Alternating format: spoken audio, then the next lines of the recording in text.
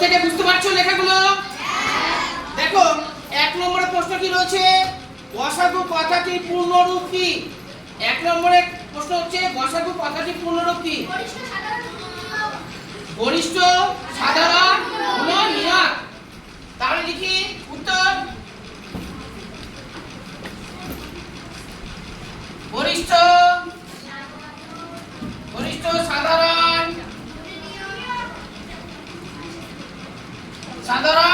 গুণনীয়ক, গুণনীয়ক। হাতে লেখা কি বুঝতে অসুবিধা হচ্ছে?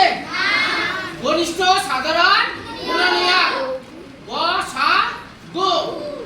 এবার 2 নম্বর প্রশ্ন হচ্ছে এক সমকোণ সমান সমান 180 ডিগ্রি, সত্য অথবা মিথ্যা? এক সমকোণ সমান সমান কত ডিগ্রি?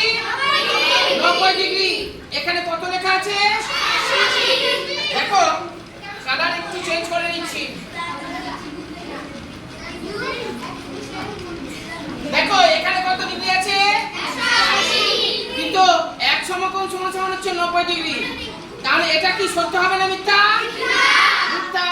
তাহলে 2 নম্বরের উত্তর কি হবে? মিথ্যা। হাতে লেখা বুঝতে অসুবিধা হচ্ছে?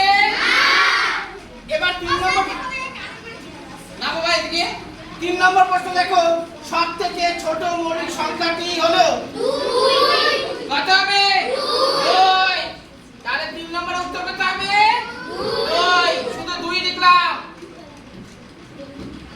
এবার 4 নম্বর দেখো, 4 নম্বর প্রশ্ন, বদমাস শব্দটির বি এর অর্থ কি?